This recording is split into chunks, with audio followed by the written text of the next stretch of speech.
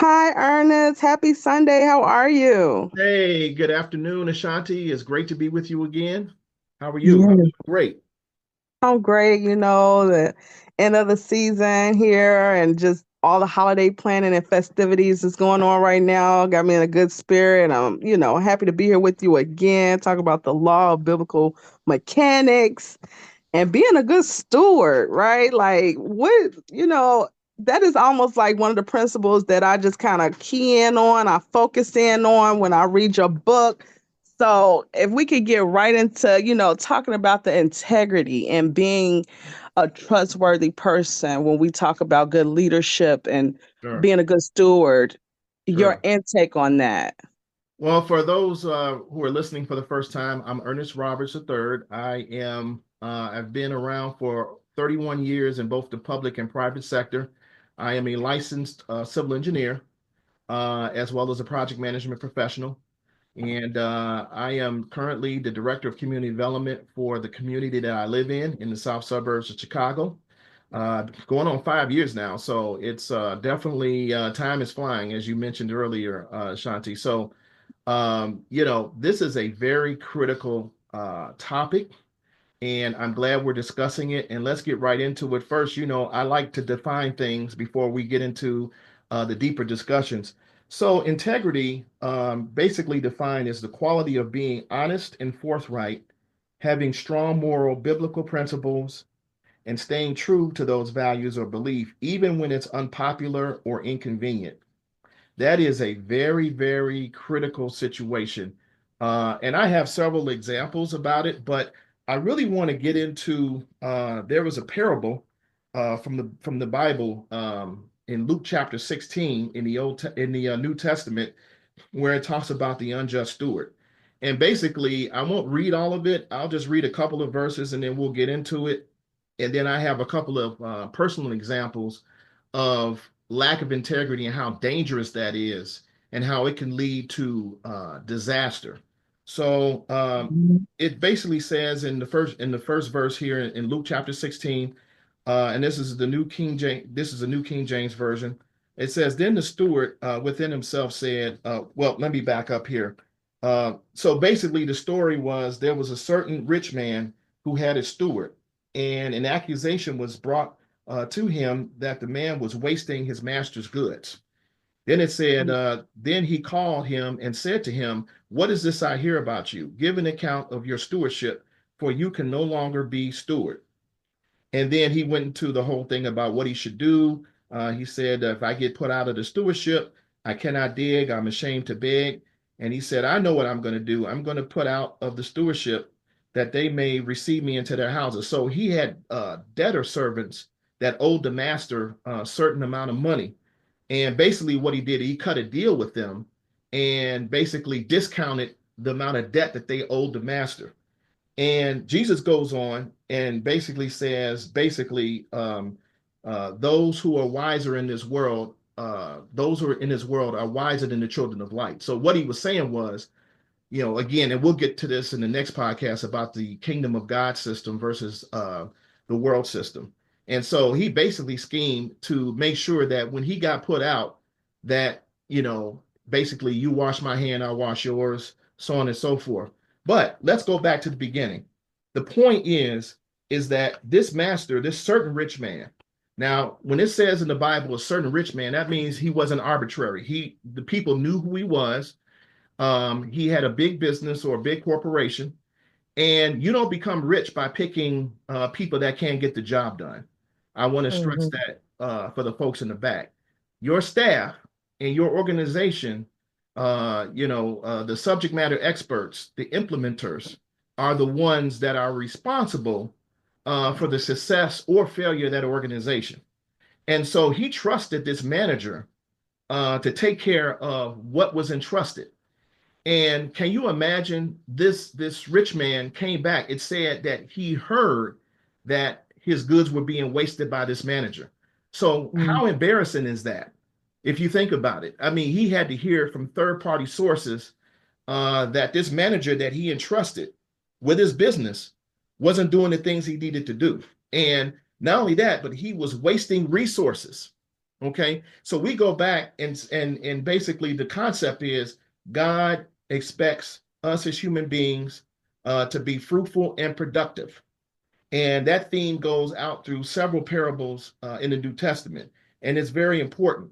And at the end of the day, we are responsible for that. So, going into my personal experiences, even with my staff, I wrote a couple of things, and you can kind of find this in the book. But basically, some of the things that you can have in the organization is lack of integrity on projects or task assignments, team members not completing their task on time or in a timely manner, not being able to communicate proactively when necessary. And as a director or a leader, I demand transparency when things go wrong. That's the key. And then blaming others, is what I call integrity breaches. And so right there, there's no shortcuts when it comes to integrity. Give you a couple other examples. I started in the Department of Transportation. In the book, I talked about literally being bribed by a contractor, and actually was my first year on the job. I was on a construction project. It was a roadway reconstruction project. It was the end of the week, and they ran out of what they call trench backfill to stabilize sewer pipes. And I was offered a big wad of money on a Friday to overlook it because they didn't want to have to spend extra money to go and then go to the yard and then have to pay the guys overtime to come back and do it. It was the end of the day, and I thought about it for a good long while. I mean, it was more than $2. I can guarantee you that. And in my mind, I said, as great as this looks and everything, I was just starting out in my career, and the last thing I wanted to do was to compromise the project specifications and what needed to be done, because it wasn't just Ernest Roberts that was on the job. I was representing the Department of Transportation. I was representing an organization that had me there to make sure that things got done correctly. And so I felt as though, and this is based on my upbringing and things of that nature. And I told him, I said, you got 5 seconds to put that back in your back of your pocket, and we're going to pretend like this didn't happen. And so, he got upset and everything, but they did what they were supposed to do. They covered the trench. They came back on Monday, and we kept it going. Needless to say, I didn't know that the resident engineer at the time was taking some bribes and things, and he got caught. Because what happened was, a year later, when I was in what they call the date rotation. So I was actually in the same area the next year in construction where they rotated you between different departments. The area engineer came out and was talking about how poor of a job that project was, and that there were some blown quantities, there were some things that didn't add up. And she was driving around trying to figure out what was going on. Of course, because the resident engineer allowed it, he was the one that took the fall for everything, and they demoted him. I don't know what happened to him. I think he had to take an early retirement or whatever have you. It was really bad. We had another situation where we had a reconstruction project up north in one of the northern suburbs. And it was so bad that they were hiding what we call quantities. So they were digging up the road. There was supposed to be a certain amount of, say, trench backfill, or there was supposed to be a certain amount of patching in the project. Those quantities, sometimes they get used, sometimes they don't, but they're usually a big dollar amount in the hundreds of thousands of dollars. And come to find out, once again, the resident engineer, the area supervisor, and the contractor were in cahoots, and there was some improprieties as it relates to final quantities, things of that nature. And mind you, these were federal projects. So, at the end of the day, it was a big stink. And again, it's not the deed, it's the cover up that gets you. And what ended up happening, the area supervisor, true story, uh, uh, basically deleted himself. His wife found him on a Sunday. Wow. Wow. The other resident engineer, or the other supervisor, ended up leaving the country. And do you know, from that point, IDOT changed their whole, and IDOT represents the only Department of Transportation, so I'm being very transparent. This happened in the early 90s, and now everything became automated. And now they made Mhm. sure that all the resident engineers rotated off of projects. You couldn't stay with the same crew for years and years and years. You had like 3 years, and then you had to rotate out. So the policies and procedures had to change, all because of a lack of integrity. And that's how serious it was. In Luke chapter 12, and again, another scripture again, and I'll be just kind of paraphrasing it again. This shows you how important biblical mechanics are to everyday life. In Luke chapter 12, verses 2 and 3, Jesus again is talking, and he says, "For there is nothing covered that will not be revealed, nor hidden that will not be known. Therefore, whatever you have spoken in the dark will be heard in the light, and what you have spoken in the ear in inner rooms will be proclaimed on the housetops." So that's pretty profound. So again, the scary thing about the lack of integrity is you may be able to shortcut, you may be able to get away with things, but at some point, you will get found out. And usually when that Mhm. happens, it's at a most inopportune time. And my saying is payday may not be on Friday, but payday certainly is coming. And when it comes, it is very dangerous, and you may be way up the chain, way up the ladder. You may be making a lot of money, have a lot of influence, and an accusation comes out and it can destroy you in a day. And we see that in society all over the place when you have lack of integrity. Two more quick examples and then we'll move on. But I wanted to drive home the point to the audience that you have to be consistently consistent, and no matter the temptation or the pressure, because at the end of the day, integrity will end up protecting you.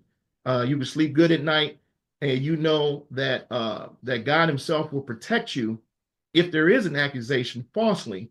And as long as you've done what you needed to do, you will be protected. I truly believe that. So I had two Mhm. more examples. One was we had a code enforcement officer that worked for us, and I think from April to November, we require them to work on Saturdays because there's a lot of things that go on in our village that need to be monitored, during the growing season and things, and people doing work without permits, the like. And so basically what ended up happening is this particular young lady was supposed to be working 4 hours. And come to find out, I get a call from the mayor, and there was some things going on, and my deputy director called her, hey, what's going on? Oh, I took care of that, so on and so forth. And we found out that it wasn't being taken care of. Long story short, we have cameras coming in and out of the building. That woman came in, was there 5 minutes, and got in her car and left. She didn't know we had the video. So Mm. of course it came to me. We had to call her in with HR, myself, and our deputy director, and we asked her point blank, "Were you here on these days?" And it was multiple times. "Oh yeah, I was here. I was here. I was doing my job." Da da da da da. And I knew she was not telling the truth, and I was like, "Please tell me the truth. Don't lie. Please Mhm. tell me the truth." And so she kept on. She kept on. And then we had to have our IT guy come in. He plays the tape.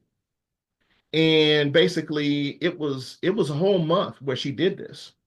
And she put Wow. on the time card that she was there for the 4 hours and everything. Well, of course, we had to let her go. And we probably could have given her some mercy had she told the truth or whatever have you. She had something going on or whatever the case is. But see, the cover up always gets you. And that's what that scripture was talking about, that whatever is done in the dark will come out to the light. And so, I felt bad about it. I liked the young lady. But on my team, if we let that go, it's a morale killer for everybody else that is following the rules Mm. and doing what needs to be done. So that was one example. And then the last example, we had a consultant team working for us, doing a grant for us, a big grant, hundreds of thousands of dollars, and we didn't get the grant. And come to find out the reason why, and we've been very successful. We've gotten, millions of dollars of grants this year. We've been very fortunate for infrastructure and things of that nature. They literally forgot to put a certain dollar amount that we were applying for the grant. And I think it was a parks grant or something like that. Long story short, they called us and said, "Hey, you know what? We blew it. We should have put that in. We didn't. You guys would have gotten the grant had we done that. And we're going to file an appeal, and we're not going to charge you anything. We're going to do it on our dime. You may or may not get it." So they did a great appeal. Unfortunately, we didn't get that particular grant. But what I appreciated about the project manager was they were forthright and told us the truth. And because of that, they still work for us and they still do great work. He admitted that they didn't do the proper QA/QC checks and things of that nature. And I actually had dinner with him a couple of weeks later, and I said, you know what, I really appreciate you coming out and being honest about that situation, because the upper level management was a little upset. And I told him, I said, I really appreciate you coming out, because had we found out, because we could have just asked, why didn't we get the grant? And they would have told us, hey, you guys didn't do XYZ. And they didn't tell us, they would have gotten fired. So Mhm, I'm just mhm. giving an example, just a few examples, some extreme, some mundane, but integrity is what we demand and how we should be living our lives. It's not worth it.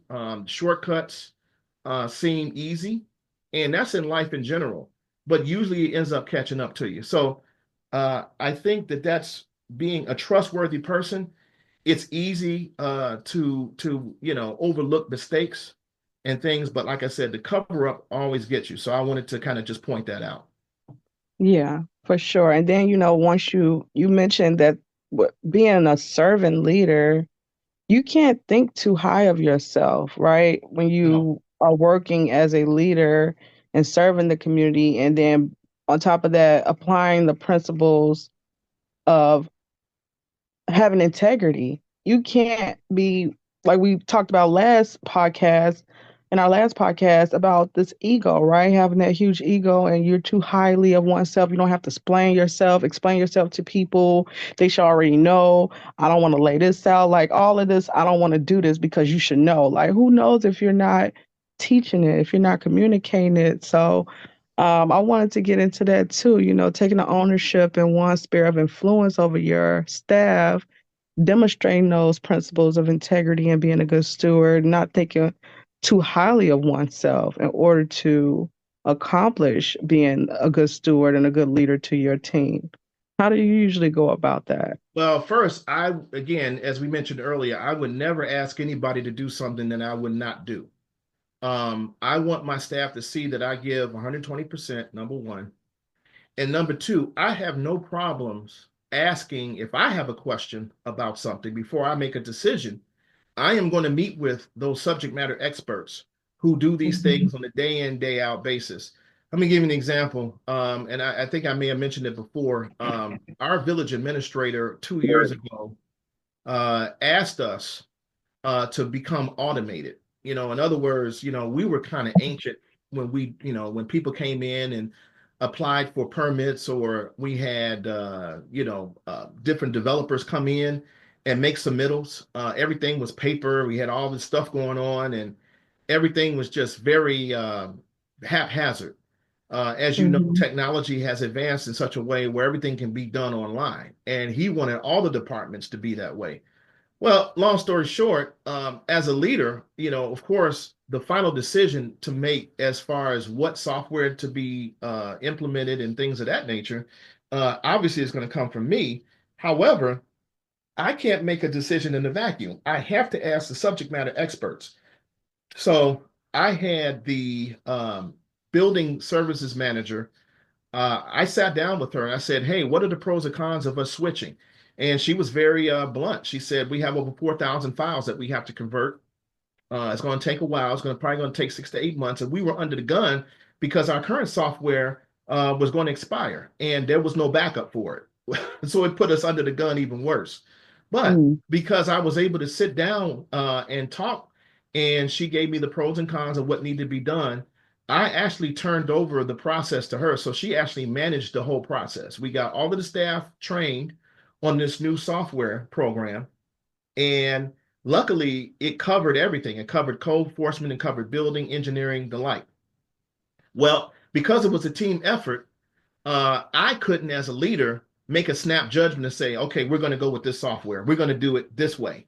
And knowing doggone well, as a leader, I don't get into the weeds day to day of how these things are processed. Mhm. And one of the things, if you think more highly than yourself, you're going to make a decision that was not thought out thoroughly. And on top of that, you haven't even talked to your staff or your subject matter experts. What you'll end up doing is you can make a mistake, make the wrong decision, But because you didn't have any feedback, now you have a full-blown mutiny on your hands. And you are really, really going to put yourself behind the eight ball as it relates to upper level management. So there's multiple mistakes that can be made.